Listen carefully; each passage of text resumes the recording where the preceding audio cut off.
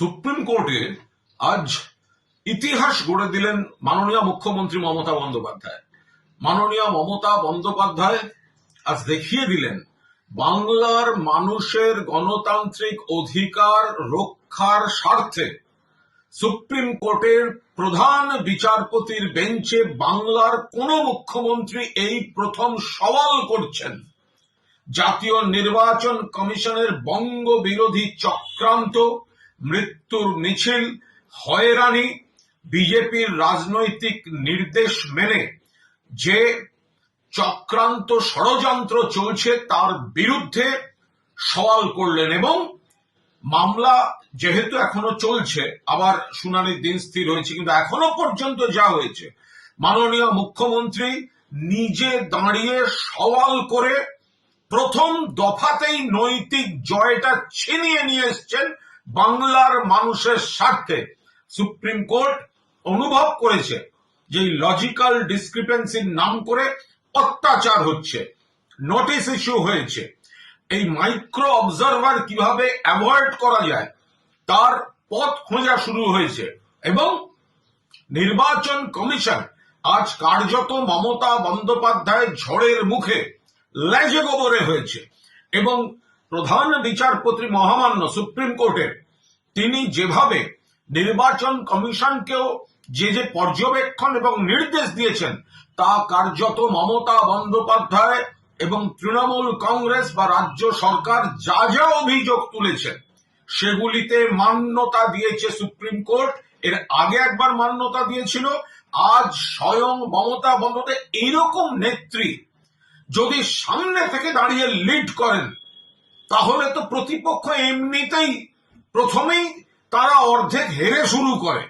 যা যা বলেছিলেন মমতা বন্দ্যোপাধ্যায়, যে পয়েন্টে মমতা বন্দ্যোপাধ্যায়ের পৃষ্ঠপোষকতায়, নির্দেশে, পরিকল্পনায় আমাদের আইনজীবীরা সেগুলো বলেছেন এবং তাতে নতুন পয়েন্ট যোগ করে একেবারে ব্যাখ্যা করে বিচারপতিদের সেগুলো বুঝিয়ে দিয়েছেন মমতা বন্দ্যোপাধ্যায়। ফলে যে সমস্যাগুলো নির্বাচন কমিশন তৈরি করছে সেগুলো যাতে না হয় সুপ্রিম কোর্ট হস্তক্ষেপ করলো, মমতা বন্দ্যোপাধ্যায়ের তোলা যুক্তিতে মান্যতা দিল এবং এখন উত্তর দেওয়ার সময় খুঁজছে নির্বাচন কমিশন।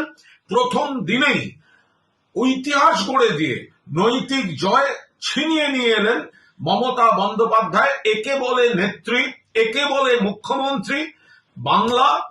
বাংলার মানুষের অধিকার অটুট রাখার স্বার্থে, রক্ষা করার স্বার্থে আজ সুপ্রিম কোর্টে প্রধান বিচারপতির এজলাসে মমতা বন্দ্যোপাধ্যায় মাননীয় মুখ্যমন্ত্রীর আজকের সওয়াল ইতিহাস মনে রাখবে। তো তাহলে সেগুলো মোটামুটি গ্রহণ করেছে।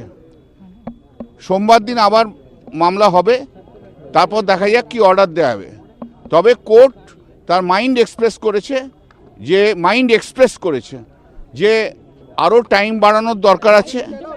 2 নম্বর হচ্ছে এই যে ছোটোখাটো মিস্টেক, সেই ছোটোখাটো মিস্টেক বাদ দিয়ে ছোটোখাটো মিস্টেকগুলোকে গ্রহণযোগ্যতার মধ্যে রাখবে না। 3 নম্বর হচ্ছে শুধু দেখার দরকার কোর্টের, সেটা হচ্ছে যে যারা ডেথ তাদের নাম বাদ যাক, যারা বেঙ্গল থেকে চলে গেছে অন্য কোথাও চলে গেছে তাদের নাম বাদ যাক, কিন্তু যারা ভোটার রয়েছে সেই ভোটারদের কোনো রকম মিসম্যাচের কারণে সেই ভোটাররা যেন বাদ না যায়, এটা একটা মৌখিক অবজারভেশন করেছে এবং আপনারা নিশ্চয়ই দেখেছেন। শ্যাম দিবানের মতন একজন সিনিয়র অ্যাডভোকেট যিনি মুখ্যমন্ত্রীর পক্ষে সওয়াল করছিলেন, জুডিশিয়াল ডেকোরাম বা কোর্টের ডেকোরাম হচ্ছে যখন কেউ কাউকে ওয়াকালাতনামা দেয় তার বিহাফে অ্যাডভোকেট আর্গিউ করে। মুখ্যমন্ত্রী আজকে যেভাবে এই ট্রেডিশনটাকে ভাঙলেন, এই প্র্যাকটিসটাকে ভাঙলেন, এটা this is an insult to the advocate fraternity. আমি শ্যাম দিবানের জায়গায় হলে আজকেই ব্রিফ ছেড়ে দিতাম। শ্যাম দিবানের মতন একজন সিনিয়র অ্যাডভোকেট, একজন দিকপাল, একজন আইনজীবী, একজন লেজেন্ডারি আইনজীবী, তার মতন একজন আইনজীবী যখন আর্গিউ করছেন, মমতা বন্দ্যোপাধ্যায় তার মক্কেল হিসাবে তার সাবমিশন করা এটা অত্যন্ত কুরুচিকর এবং জুডিশিয়াল ডিসিপ্লিনকে এটা ভায়োলেট করে। আমি জানি না এটা সুপ্রিম কোর্ট কিভাবে পারমিট করলো, but this is grossly against the judicial discipline. এই অপমান শুধু শ্যাম দিওয়ানের অপমান নয়, সমস্ত সিনিয়র অ্যাডভোকেটসদের অপমান এবং সম্পূর্ণ লিগাল ফ্র্যাটার্নিটির অপমান। তাহলে তো এবার থেকে আমরা মামলা করবো, কোনো কোনো সময় মক্কেলরা ঢুকে গিয়ে মক্কেলরা নিজেদের মতন করে জজেদের সাথে কথা বলা শুরু করে দেবে। This would set a very bad precedent, খুব বাজে একটা প্রেসিডেন্ট সেট করলো। সুপ্রিম কোর্টে আজ ইতিহাস গড়ে দিলেন মাননীয় মুখ্যমন্ত্রী মমতা বন্দ্যোপাধ্যায়।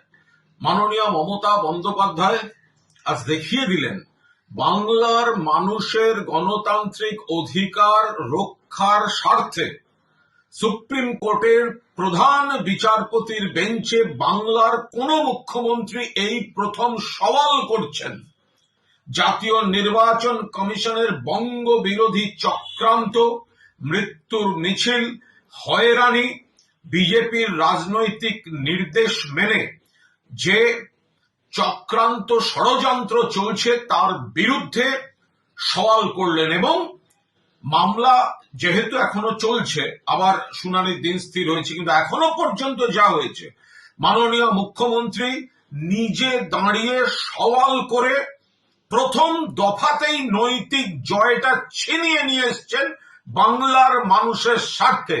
সুপ্রিম কোর্ট অনুভব করেছে যে লজিক্যাল ডিসক্রিপেন্সির নাম করে অত্যাচার হচ্ছে, নোটিশ ইস্যু হয়েছে, এই মাইক্রো অবজারভার কিভাবে অ্যাভয়েড করা যায় তার পথ খোঁজা শুরু হয়েছে। এবং নির্বাচন কমিশন আজ কার্যত মমতা বন্দ্যোপাধ্যায় ঝড়ের মুখে লেজে গোবরে হয়েছে। এবং প্রধান বিচারপতি মহামান্য সুপ্রিম কোর্টের তিনি যেভাবে নির্বাচন কমিশনকেও যে যে পর্যবেক্ষণ এবং নির্দেশ দিয়েছেন তা কার্যত মমতা বন্দ্যোপাধ্যায় এবং তৃণমূল কংগ্রেস বা রাজ্য সরকার যা যা অভিযোগ তুলেছেন সেগুলিতে মান্যতা দিয়েছে সুপ্রিম কোর্ট। এর আগে একবার মান্যতা দিয়েছিল, আজ স্বয়ং মমতা বন্দ্যোপাধ্যায় এইরকম নেত্রী যদি সামনে থেকে দাঁড়িয়ে লিড করেন তাহলে তো প্রতিপক্ষ এমনিতেই প্রথমেই তারা অর্ধেক হেরে শুরু করে।